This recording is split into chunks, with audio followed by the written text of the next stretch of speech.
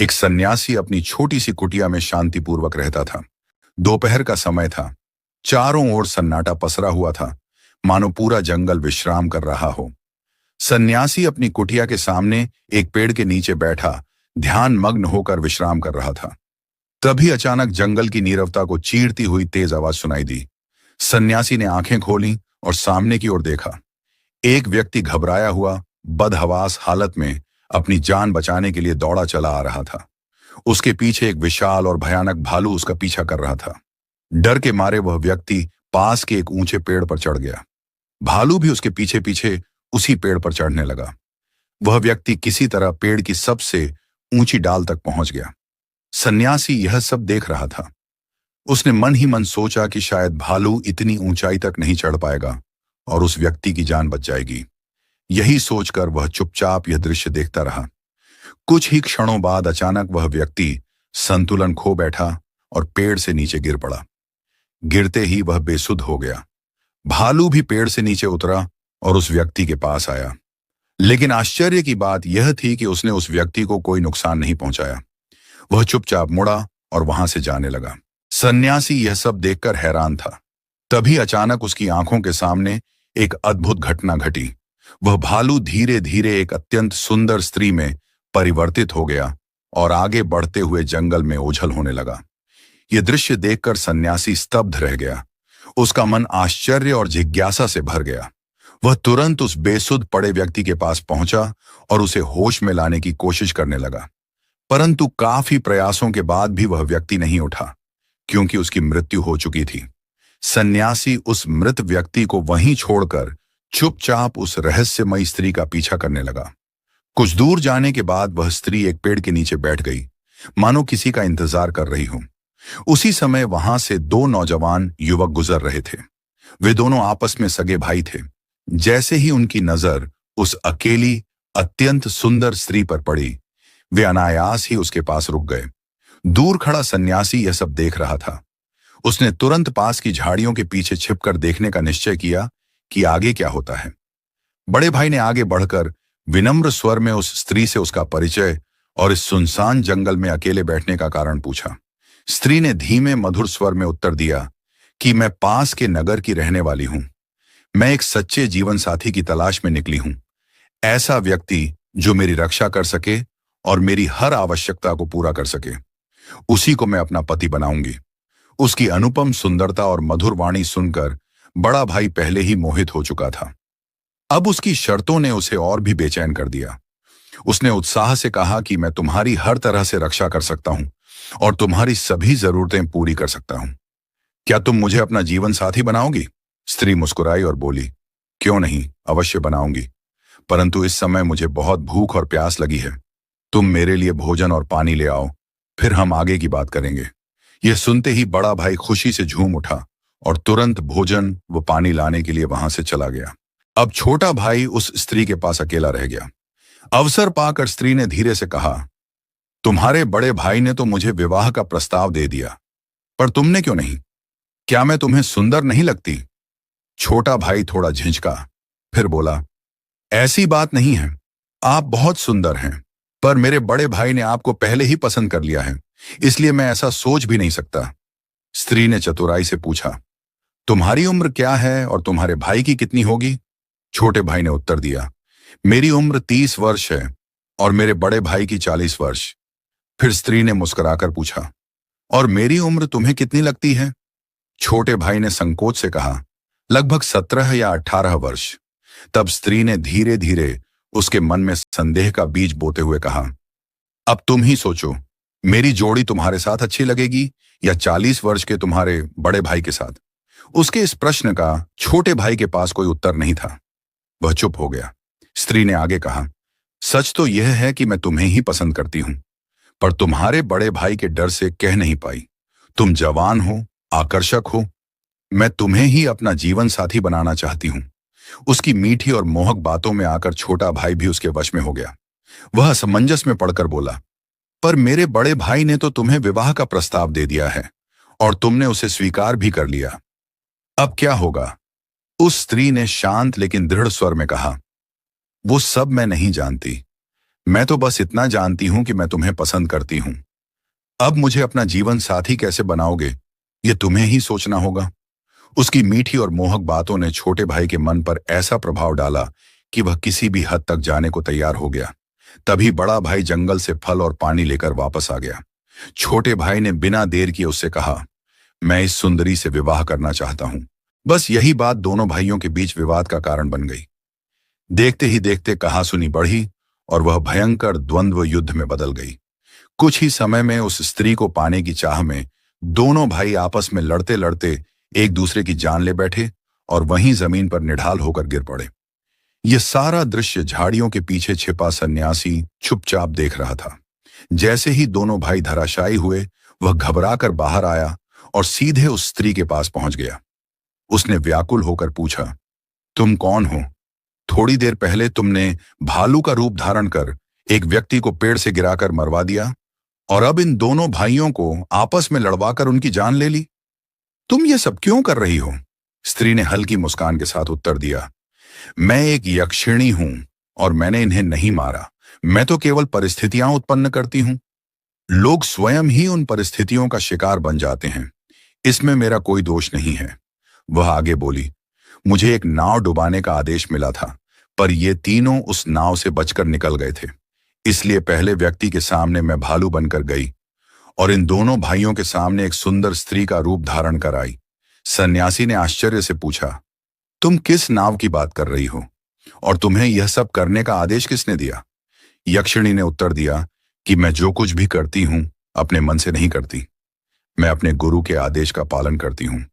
यात्रियों और व्यापारियों से भरी एक नाव को समुद्र में डुबाने का आदेश मुझे मेरे गुरु ने दिया था। वह आगे बताने लगी, मैंने एक छोटे सांप का रूप धारण किया और उस विशाल नाव में छिपकर घुस गई। जैसे ही नाव गहरे पानी में पहुंची, मैं एक कोने में प्रकट हो गई। मुझे देखते ही लोग भयभीत होकर नाव के दूसरे किनारे की ओर भागने लगे। अचानक सभी का एक तरफ आ जाने से नाव का संतुलन बिगड़ गया और वह समुद्र में डूब गई। सभी लोग डूब गए, लेकिन ये दोनों भाई और वह व्यक्ति किसी तरह तैरकर बच निकले। मैं चाहती तो उन्हें वहीं समुद्र में खत्म कर सकती थी, पर मैं कोई पाप अपने सिर पर नहीं लेती। मैं केवल परिस्थितियां बनाती हूं, बाकी लोग स्वयं ही उसका परिणाम भुगतते हैं। यक्षिणी ने आगे कहा, पहले जो व्यक्ति पेड़ से गिरकर मरा वह अपने डर के कारण मरा, और ये दोनों भाई ये मेरे प्रति लालच और मोह में पड़कर एक दूसरे के प्राण ले बैठे। इसमें मेरा कोई दोष नहीं है। सन्यासी यह सब सुनकर और भी चकित हो गया। उसने गंभीर स्वर में पूछा, तुम्हारा गुरु कौन है और वह ऐसा क्यों कर रहा है? यक्षिणी ने शांत स्वर में कहा, मेरा गुरु कौन है यह मैं नहीं बता सकती, और वह ऐसा क्यों कर रहे हैं यह भी मुझे ज्ञात नहीं। इतना कहकर वह रहस्यमयी यक्षिणी वहां से चली गई। सन्यासी कुछ देर तक वहीं खड़ा रहकर उस घटना के बारे में सोचता रहा। उसका मन भय, आश्चर्य और जिज्ञासा से भर गया था। अंततः वह भी चुपचाप अपनी कुटिया की ओर लौट गया, पर उसके मन में अनेक प्रश्न अब भी अनुत्तरित थे। उधर उस यक्षिणी का गुरु एक शक्तिशाली तंत्र साधक था। उसने अपनी कठोर तंत्र साधना और गूढ़ विद्या के बल पर उस यक्षिणी को अपने वश में कर लिया था। वह उसी यक्षिणी का उपयोग करके अपने अच्छे बुरे सभी कार्य सिद्ध करता था, कभी किसी को लाभ पहुंचाने के लिए तो कभी अपनी स्वार्थ पूर्ति और दुष्ट इच्छाओं के लिए। एक दिन प्रातःकाल का समय था। चारों ओर हल्की हल्की धूप फैल रही थी और वातावरण में एक गहरी शांति व्याप्त थी। उसी समय वह तंत्र साधक अपनी कुटिया के भीतर बैठा गहन साधना में लीन था। उसके चारों ओर मंत्रों की गूंज और धूप की सुगंध फैल रही थी। तभी अचानक एक छोटा सा निर्धन बालक जो भीख मांगकर अपना जीवन यापन करता था वहां आ पहुंचा।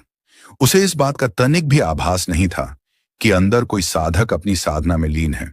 वह मासूम बालक कुटिया के द्वार पर खड़ा होकर बार बार आवाज देने लगा, महाराज कुछ भोजन दे दीजिए, मुझे बहुत भूख लगी है। उसकी मासूम आवाज बार बार साधक के कानों में पड़ने लगी।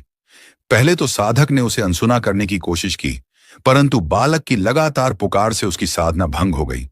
अचानक साधक का ध्यान टूट गया। उसकी आंखों में क्रोध की ज्वाला भड़क उठी। वह क्रोधित होकर उठा, अपने पास रखी हुई राख की एक मुट्ठी हाथ में ली और तेज कदमों से कुटिया के द्वार तक पहुंचा।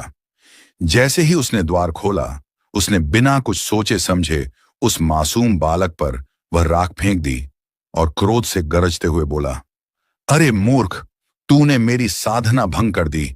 इसका दंड तुझे अवश्य मिलेगा। जा, आज सूर्यास्त होते होते यक्षिणी तेरा अंत कर देगी। साधक के मुख से निकले ये भयानक शब्द सुनते ही बालक का चेहरा पीला पड़ गया। उसकी आंखों में भय और आंसू भर आए।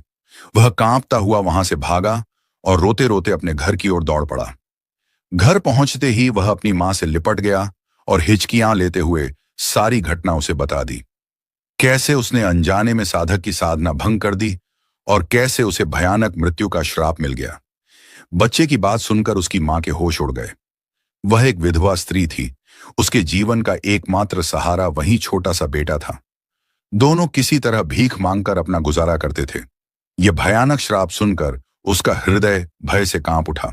वह तुरंत अपने बेटे को साथ लेकर जंगल में रहने वाले उस सन्यासी के पास पहुंची। वहां पहुंचते ही वह रो रो कर सारी घटना उसे सुनाने लगी। कैसे उसके मासूम बेटे ने अनजाने में साधक की साधना भंग कर दी और कैसे उसे सूर्यास्त तक मृत्यु का श्राप मिल गया। यक्षिणी का नाम सुनते ही सन्यासी गंभीर हो गया। उसे तुरंत कुछ दिन पहले की वह घटना याद आ गई जब उसी यक्षिणी ने 3 लोगों को अप्रत्यक्ष रूप से मृत्यु के मुंह में धकेल दिया था। अब उसे पूरा विश्वास हो गया कि यह वही यक्षिणी है।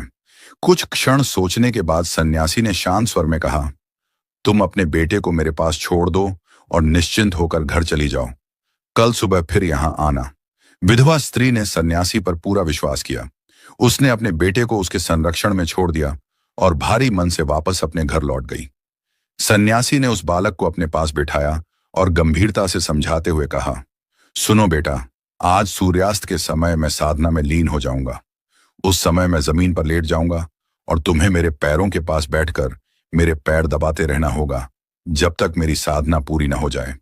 फिर उसने विशेष चेतावनी देते हुए कहा, ध्यान रखना, चाहे कुछ भी हो जाए, तुम अपने स्थान से हिलना मत। अगर कोई जंगली जानवर भी आ जाए तब भी डरकर पैर दबाना बंद मत करना। और अगर तुम्हारी मां भी आकर तुम्हें बुलाए तब भी तुम टस से मस मत होना। यदि तुमने बीच में यह काम छोड़ दिया तो बहुत बड़ा अनर्थ हो जाएगा। बालक ने थोड़ी घबराहट के बावजूद सन्यासी की बात मान ली और दृढ़ता से सिर हिला दिया। धीरे धीरे सूर्यास्त का समय आ पहुंचा। आकाश लालिमा से भर गया और जंगल में अजीब सी निस्तब्धता छा गई। उसी समय सन्यासी अपनी कुटिया के बाहर जमीन पर एक चादर ओढ़कर लेट गया। उसने अपनी आंखें बंद कर लीं और गहरी साधना में लीन हो गया। बालक उसके पास बैठ गया और पूरे मन से उसके पैरों को दबाने लगा। सूर्यास्त होते ही आकाश रक्तिम हो उठा और जंगल पर एक रहस्यमयी सन्नाटा छा गया। उसी समय उस क्रूर तंत्र साधक ने अपने मंत्रों के प्रभाव से यक्षिणी को आदेश दिया कि वह उस बालक का अंत कर दे। उसने जो राख बालक पर फेंकी थी वही अब यक्षिणी के लिए मार्ग बन गई।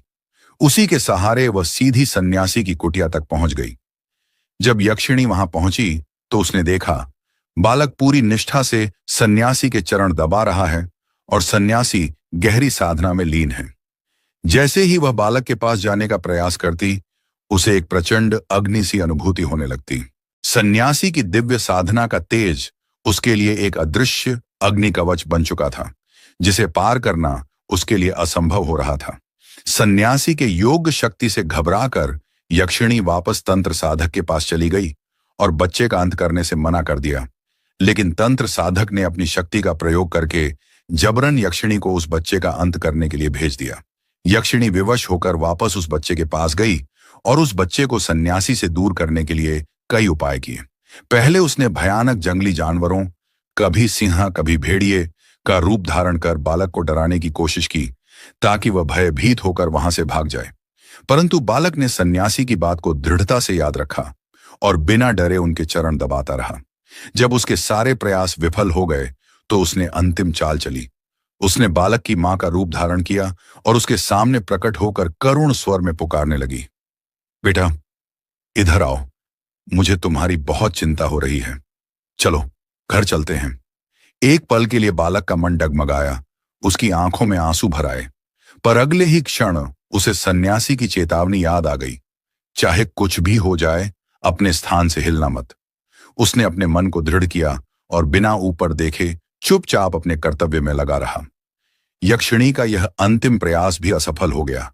अब वह क्रोध से भर उठी। वह तुरंत वहां से लुप्त हुई और सीधे उस तंत्र साधक के पास पहुंची। क्रोध से उसकी आंखें अग्नि की तरह दहक रही थीं। उसने गर्जना करते हुए कहा, तू मुझे उस महान सन्यासी की साधना शक्ति के प्रकोप में झोंक कर जलाना चाहता था। अब मैं तेरे किसी भी कार्य को सिद्ध नहीं करूंगी। इतना कहते ही उसने अपने प्रचंड रूप में आकर उसी तंत्र साधक पर आक्रमण कर दिया। वह साधक जो अब तक अपनी शक्ति पर घमंड करता था, उस दिव्य क्रोध के सामने टिक न सका। कुछ ही क्षणों में उसका अंत हो गया। इस प्रकार वह तंत्र साधक अपनी ही शक्तियों के दुरुपयोग का शिकार बन गया और यक्षिणी जो अब तक उसके बंधन में बंधी हुई थी, सदा सदा के लिए उससे मुक्त हो गई। उधर सन्यासी की साधना पूर्ण हुई। बालक सुरक्षित था। उसकी अटूट निष्ठा और धैर्य ने उसे मृत्यु के मुंह से वापस खींच लिया था।